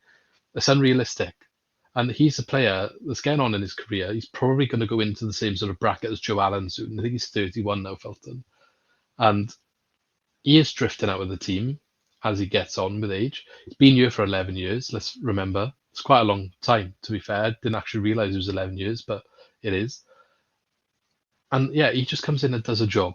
He's probably a 6 out of 10 regularly. But that's not necessarily a bad thing. If he's starting week in, week out, maybe it holds you back in the long run. Okay, completely understand that argument. But when he's slotting in here or there, I just think it's time to stop with the, oh my God, Felton is starting. We're just negative from before we've even kicked the ball. Like, I just think it's just poor to be like that. I put a tweet out as a bit of a joke. As I said earlier, I said Felton subbed off, Swans conceded a goal. Imagine it was the other way around. A little bit of a joke. Obviously looking for someone to bite. They did. But it's true, because I think there was a feed. Remember that feed we looked at before? Where it was literally every time Felton had got subbed into the match and a goal we conceded, and they tried to make this link between them all. Do you remember that one, Lee? We looked at that before. Yeah, I remember that. And that's why, I said it in our... I think I messaged you tonight, and I said, look, Fulton's just gone off, and Franco's come on, and they've scored. I was thinking, imagine it was the other way around. I just think it's a trend that when we make subs, but like you that's said, the trend. The trend is the subs in general, not necessarily. Because how many times was it happening? It was happening all the time at the beginning of the season when Franco was going off and Alan was coming on, and Cardiff scored and Bristol City scored, and that was the trend. But I just think if it was Fulton coming on, it would have blown up. We're not that far removed from when I think he had a couple of boos coming on as well in one home game, which was disgusting because for some reason people hate him. But I don't know. I think he signed a new contract and he not so long back, and he's been here 11 years, and I just think I don't understand. I'd be happy for him to fizzle his career out too. Yeah, but he doesn't kick off. He's not like he's never like thrown in. I'm gonna chuck in a transfer request, and I want to leave when Downs has come in and he was class and he was pushed aside a little bit, and then Franco's come in and he doesn't really, and Joe Allen's come in. He's just always been there, and like you said, does a 6 out of 10 job every week. Exactly. What more do you want? I was going to say he's here till June 2026, so another 1.5. Because ultimately, if you get rid of him, you've got to bring another two mid. We probably should, if you got him and Joe Allen, as the two that aren't playing generally. Allen's not there regular enough, so you probably already need another one. Yeah, we're short of midfielders, so you don't get rid of him. Yeah, it just makes no sense. Just support him. Like, he's been good over the years, and he is on the tail end of his career. He's probably going down the gears, but he's not doing a bad job still. But my point of that tweet was literally the highlight. If he had just got subbed on and not subbed off, there would have been riots. However, the same thing happened with him getting subbed off. So why is there not riots? Why are you not? I don't want you to do this, but why are you not saying, "Oh, Franco's not good enough. Look at that. He's just come on and we've conceded a goal." Why is that not being said? It's the same thing. But anyway, I think there's also opportunity for him to go into centre back. I don't know whether you two think of that. It was happened once before under Steve Cooper. It was a bit unconventional, but it's probably better than Christie, isn't it? If we're being honest. Yeah. The last thing I was just going to say, like you mentioned, how long he's been here. I do think people forget he's been here a year longer than Grimes. Also, I'm pretty sure I remember seeing an infographic. I think it was last season, to be honest. And Fulton and Grimes, I think I'm right in saying, were two of the 5 highest or longest serving players in the championship. I don't know whether that was outfield or just altogether. Yeah, I saw something on that as well. But it's been another year now. You know what I mean? Like Grimes as well, obviously, but it is probably forgotten. He came in from Falkirk in January of 2014. But also how mad that is. Like you don't see that in football now, where players stay here that long. I understand as well, like he went on loan to Oldham, he went on loan to Wigan. So I know he wasn't just here playing for 10 years straight, but still he has committed that amount of time to this club, to this community, whatever. So the fact he is a scapegoat, it is sad. It really is, because he hasn't done anything to deserve it. I don't There's think. no other players. There's no other players at any other club that get that treatment if they're there for 11 years and they put in solid performances. He has the occasional bad game, and you said he's not the long-term answer. He's not the starter. But anybody who's been at a club that long, he's also been very good for us. There was like the Steve Cooper season where he was really good. Yeah, he was nearly a Premier League player again. Yeah, he was great for us. I was going to say he's made more Premier League appearances than Grimes has. He actually got into the team in the Premier League. The Bob Bradley was a starter, wasn't he? But even under Guidolin, I believe he made some appearances, and Carvajal. So he's someone that we didn't have many youth players breaking through in the Prem, and he was one that did manage to get on the pitch. Yeah, and again, it's similar to Grimes. Like when we call them youth players, they were signed, but still, Fulton, he definitely had to fight hard to get those appearances. Like he went to Wigan, and Wigan, I think, were top of League One, and they were flying, and he weren't in the Wigan squad. Like there was nothing. He didn't do anything wrong, but like I think the big one was the game against City. They won 1-0 in the FA Cup, and it just sort of highlighted like he's this good, but he isn't even starting for Wigan. So the fact he's got into the Championship, played that long, that consistently well. Like you say, he's not like he never got Premier League rumours, did he? He's not one where like Grimes has been linked with everyone. But it's never been, Jay Fulton, we need to move him on. But all of a sudden, this just all turned because he had a few shaky appearances here and there. In a season that we didn't do very well in general. Yeah. It's like it's gone against him that he stayed for so long. Because I think he could have slotted into any Championship team along this, the whole time he's been here, like last couple of seasons. He could have done a job for any Championship. You think of a team like, I don't know, like Stoke, Plymouth, Bristol City, all those teams are kind of in and around that area. You do a job for any of them. Well, here's a good example, right? If you take away the top 7, so say Watford down, if you offer Jay Fulton to every single one of those teams, I would be inclined to say 90% of them would say yes and be grateful for him. That's not what I was getting told on Twitter. Well, I was getting told. Well, have you seen the thread? Yes, but I don't understand how it's like it's quite a popular opinion as well with Fulton. I don't understand. What, throughout the EFL? No, I think it's popular with the minority, like Swans fans. It seems like but they're not going to know what each of those squads have just said. Like what I mean is just the quality he has. He's adaptable. Like I think you're right. You think of it. You've been here so long. Yeah, you think of every team we've had. The Steve Cooper Swansea. I know he didn't feature as much, but the Graham Potter Swansea.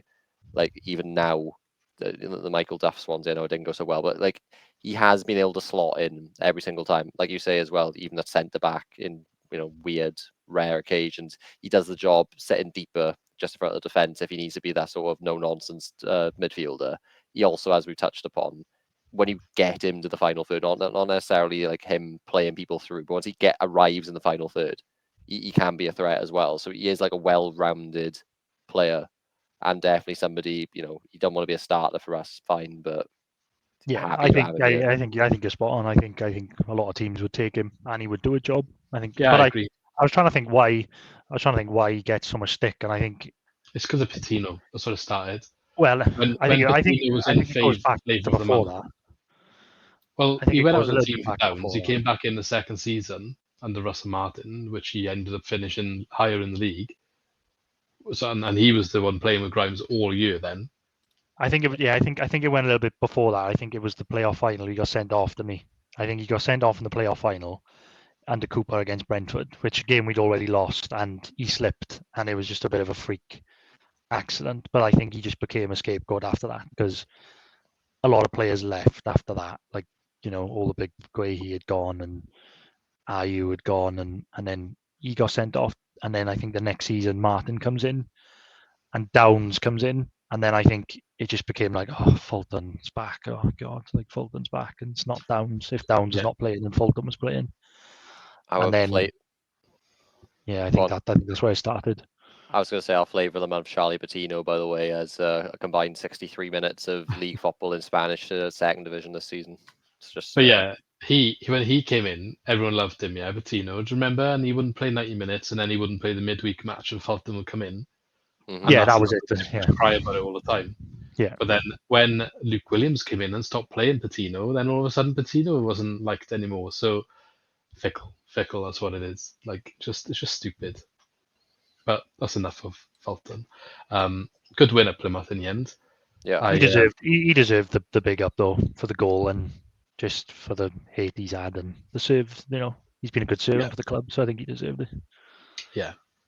Definitely not on my own with my thoughts on him, as others seem to want to point out. But Yeah, all on the it's same just page kind at of once. comical. It's been quite a agreeable podcast. Usually, me and Luke have argued once by now. It's just been plain sailing the whole time today, isn't it?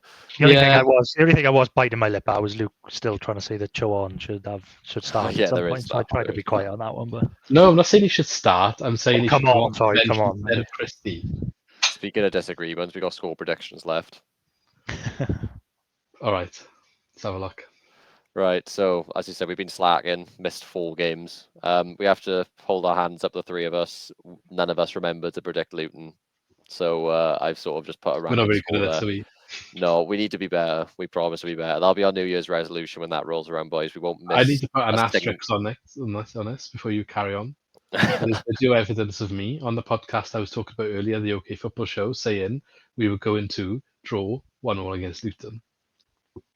But They wouldn't let me have it. They wouldn't let me have it. I'm on camera saying it. We've never No. done official rules, but I suppose every single prediction so far this season has either been live on our podcast or it's been in a WhatsApp message. And we've all got to make one. I told you my forgot mate, so one. I reckon we'll draw against Luton. But I'm holding my hands up. I didn't put it. I didn't It's send it to okay. you. I'll take it on the chin, but I'm just saying if there's if I lose this by like 4 points or something, Well, we'll know who the real winner is. I reckon you'll still have a smile on your face now, to be honest, because you were last going into this. But as we'll cover now, so Derby, that's the first one. Lee predicted Swans to win 1-0. I also predicted Swans to win 1-0, but we won 2-1, which Luke got spot on. So What can I that's say? 5 points for Luke, 2 points for me and Lee. So that's a gain there. Portsmouth, I actually, went against the crowd on this one and came away victorious because Lee went 2-0 to Swans, Luke went 1-0 to Swans. I went 1-1. It was 2-2, but correct results. Every point matters, guys. That's something to feel proud about. Luton, as I said, sorry, none of us remembered. We'll just pretend that didn't happen. Then Plymouth, well, Luke's on fire again because he went 2-1. And again, it was 2-1 to the Swans. I went 3-1 to the Swans. Lee, do you want to talk about 2-2? Because there's more to the story than just our predictions, isn't there? I put my money where my mouth was with the 2-2, and I don't know why I did this, but I did a bet builder, and I did 2-2, and I did Fulton and Cullen to score. So obviously Fulton and Cullen scored 2-0 up, went to 2-1, and I was in a real tough spot then, because I thought... How much was the cash out? They only offered me like 15 quid cash out, and the returns were like 170 if it came in. So I was like, there's no point, because if Plymouth had equalised, I would have been gutted, but I would have won the bet. And if they didn't, then the Swans won. So I was in quite a good position. But yeah, it was a bit strange that last 10 minutes for me. But yeah, what I'd How like to often do you point to. predict 2 goal scorers like that, and it's Fulton and Cullen? I know exactly. So I'm glad you gave me the opportunity to say that, because my 2-2 on its own looks a bit dodgy. But I did say Fulton and Cullen to score, which I should have just done on its own. So if we can add goal scorers into this, then I get a couple of extra points. But what I'd like to point to is the total points for the season now. Look So at that. Lee, who was off to a flyer of a start and left me and Luke in the dust, he's now, if I count these, 1, 2, 3, 4, 5, 6, 7, 8. Lee, you've got one result right in the last 10 games, mate. I understand Luton we missed, but come on. And Oxford we missed, but come on. But the last games have just been mental. It's just dodgy. Don't worry, You're saying it's mental, but Luke's got 3 of the last 8 correct, technically 4. Well, that's why it's mental. If Luke's getting a few right, then it's just something going on. I was a slow burner at the start of the season. I've adjusted my expectations with what I've seen over the last 20 games, and now I'm nailing it. I think it's another excuse for me, which is a pretty good one. I think it's normally we've done the predictions on here, haven't we? And that's when I started well. But I'm putting the predictions in on the day of the game, or maybe 10 minutes before kickoff. My judgment is gone at that point. Well, lucky for you, in a couple seconds now we'll be able to do the predictions. So I think on the pod. Yeah, this is where I come back. Just to just to say though, points total so far, I'm on 28, Luke on 21, Lee on 15. 13 behind me, Lee. You got some catching up to do now. Luke's right back I in just it. get the mist that comes over me on results in a row. game day. Right, the mist so- that comes Scores in over a row, me. Lee. So Luke, I know you said, wait, one of you said you score earlier, but no, we'll say whoever I has said the least 1-1. amount of points. You said 1-1. Yeah. Right, I know a bit harsh doing this mid-season, but I've got a proposal which I think could make it more interesting because I went on a Watford pod. This is the rule they do. Do you think to avoid like gamesmanship or whatever, we need to make a rule you can't have the same prediction as someone else? We can do, but we'll have to start from the next one. Yeah, Because I you like put that. 1-1. Yeah. So I think what we need to do, if I can keep on track of it, is whoever has the least amount of points goes first. Second or middle goes second, Yeah. then whoever has the most goes last. And you can't have the same score as someone else because it just avoids, like me and Lee both went 1-0 for Derby. You know what I mean? Yeah. Because otherwise, what's going to happen is we're going to get to the last game of the season, someone's going to be winning, and they can literally just predict. We're learning, lads. We're learning. But Yeah. we'll tweak it as we go along. We'll have a final set of rules for next season in place. So we'll start from next week. I'll That have to rule get anyway. next season as well. I'll have to do a guest column and just ask whoever's on the preview to do Yeah. a prediction as well. So Luke's going 1-1. Lee, you can go 1-1 this week. We'll start it next week for Hull. I don't know. I just don't know with the Swans. I mean, I'm going to go. I tell you what, this is a bit of a dodgy one. It's a bit left wing. I'm going to go 0-0. 0-0. I'm going 2-1 Sunderland. Oof. Which, you know, what I will say is a good time to play Sunderland. They're a bit off form, but I'm just basing off the fact that we've lost every single game to a team above us, apart from Watford, who They've got a lot of injuries. Yeah, I don't know. I think it'll be an entertaining game. I think they got a lot of energy, which coupled with our style of play could make for an interesting game, like back to front really quickly. Apparently, yeah. they sit off a lot more than they did at the start of the season, which I was surprised to hear. Yeah, I just mean the speed they play at as But well. yeah, though. it could catch us on the break then when they win the ball in the middle. Like, my logic was that we just do a bit of a calm game, but I don't know if we're going to get it because they're just the last games have just been a bit mad. But anyway, remains to be seen. Exciting times. Lee, before we finish, do you want to give your views quickly on the takeover? We didn't catch them last time because you weren't here. I'm sure everyone wants to know what you think about the whole situation. Yeah, I haven't got a mad take on it, to be honest. I'm not. I understand there's quite a lot of excitement, but I'm kind of just like watch a space at the minute. I don't think we're going to see massive changes in the next 2 windows, maybe.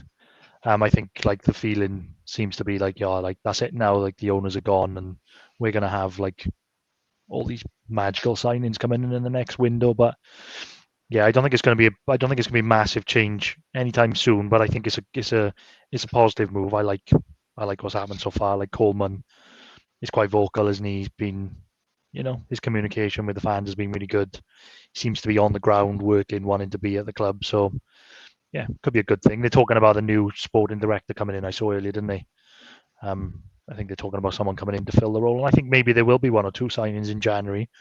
So yeah, let's just wait and see what happens, I think.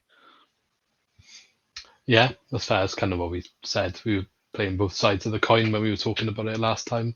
Yeah, we just summed up 90 minutes in 90 seconds, Lee. Well done. Yeah. There we go. We had to put a video out, didn't we? So, though, to be fair, there's been a bit of engagement on that one, and I think people are interested in what to expect going forward. Ultimately, we don't know. It's just our opinion, same as anyone else. We could be. Seems like a wrong. good move, though. Seems like a good move. I think as long as I think it's a good move. It's a fresh start. It's just different people. Even if they were all linked and kind of they know each other and they got brought in by the last regime, I think the main point is it isn't those two anymore. I think that relationship was just dead. Oh, that's what I was going to mention as well. I should have mentioned it. I think I was going to say, I think the key is that from what it seems like that they're here as well. They're in the mix. I think with one of the biggest criticisms was that the previous owners were not around. And there's obviously the stories floating around about transfer windows when they couldn't get them to have a sign off because of time difference and stuff because they weren't around anyway. Luke Williams made a comment in that because I watched that press conference before we came on the thing, and he said something like they were asking about January and how it's going to work with the new regime and stuff. and I can't remember it word for word, but he said something along the lines of like, "Oh, I've got to support I've got to be like kind of in support of the owners, and they've got to kind of be in support of me." And he said something like, "Oh, I'm not going to kick off if I don't get what I want." Was that Kind a of dig? revert. It was definitely a dig, because then he said, and he followed that up with going like, "Oh, I'm not saying someone kicked off because they didn't get what they want. I'm just saying about me." I think just because he worked Ah. under him as well, didn't he? That's Oh, that I, was- I yeah, always thought they didn't yeah. leave on the best terms, personally, when he left. well, yeah, considering he left mid-season, well, this is the thing. He's come back and he Luke Williams, but like it can be perceived he left when, we were sort of mid-project or whatever Russell Yeah, Martin always what- bangs on I about. got the but, impression that him and Martin fell out. I think like it's a good job he went to take regardless, mind. Even if like they were on good Yeah, of terms, I course, still of would have course. taken that job. But yeah, Yeah, it was something along those lines. He said something like, watch it later." He said something like, it was only a quick comment. He said, "Oh, I'm not gonna like throw my toys out the pram if I don't get what I want." He's like, "Oh, I'm not saying someone did before," like something like that. He knew. it could have he been knew- a slip up, It could Yeah, have maybe. rather than Yeah, a but the dig. fact that he can then say like, "Oh, I'm not saying this," means he thinks it, or he means other people will think it. Like, No, but he I has think he that was. Yeah, he was saying like, way. he was saying, "Oh, with the new owners, we kind of got to." He was just saying like, we've got to be on the same page. He was like, "I'm not gonna go in and say I want this, and then be upset when I don't get it." Yeah, He's like, we gotta be aligned. And I think he maybe thought, "Oh, maybe they'll think I'm having a dig," and he's kind of, yeah, I don't know. But you take what it from what you want. We also didn't mention we got Southampton away again in the cup, haven't we? oh Christ alive, can't be bothered. Will Martin still be there by then? I Yeah. can't believe he's done that. I don't think there's any use in sacking him. I think they're going down regardless of whether they sack him or not, to be honest. So you may as well just line up someone for the summer The and fans just hate try him. and develop the They style a moved bit us. They moved us to 4:30 on the Sunday as well, which is the week before the derby, isn't it? Was the derby going to be on a Sunday as well? No, the derby is Saturday. Is the next Saturday at 12:30, and they've moved our cup game to Sunday at 4:30. It's a derby in January. Yeah. So literally, we play Cardiff on the Saturday, but the week before we play Sunday at 4:30 now because they moved us. And incidentally, BBC Wales moved us to 4:30 and moved Cardiff to Thursday. Take from that what you will. 18th of January, South Wales derby. Yeah, I'm looking at it now. I'll have to try and see if I can swap a shift there. So Cardiff play fixtures- Thursday night, and we don't play till Sunday afternoon. No, it's just silly, innit? The fixtures are weird though. Like Surely that's going to get changed. I think it's been changed. No, they have already changed for it because Sky have picked up the derby Yeah, at 12, and then BBC picked up the Southampton game. The fixtures are just weird though. Like we just played Luton on 7th of December. We're playing Luton again on the 29th of December. Yeah, It's it is weird. every year on Christmas. You get a few teams that you've just played like 3 weeks later. It does happen as well. Yeah. Portsmouth as well, straight after. Yeah. Funny. Well, we'll see. We'll see if Martin's there. It'd be nice. Imagine we win that game and he gets sacked. That would be like. I don't think that he's getting sacked off the back of an FA Cup game, is he? No, probably not. But it would be nice, wouldn't it? I think we'd be talking about it, and by we, I mean you would be talking about it for many pods to come. Yeah, we just feel that we still haven't moved on. Nah, Luke Williams is better. Anyway, time to call it there. I think it's been a long one. We're only going to do an hour, but whatever. I feel like we say this every week. We have been quite good recently, to be fair. I think keeping it in line, but yeah, I mean we've missed 4 games, so to get 4 games into an hour, been here, so that means it was my fault because I kept bringing more and more stuff up at the end as well. I just couldn't stop. I went on a few rants, probably what it is. Anyway, thanks for coming, both of you, as always.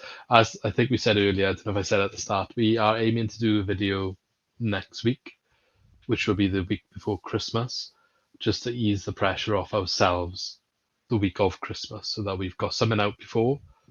So then if we have to go a week without a podcast, the one after New Year then will be, or around New Year, I guess it will be the next one. So yeah, we'll wish you Merry Christmas next week, I guess, and all the rest of it. So until then, have good Christmas shopping. It's getting busy out there. Stay safe, and we shall see you in the next one. In a bit. See you soon.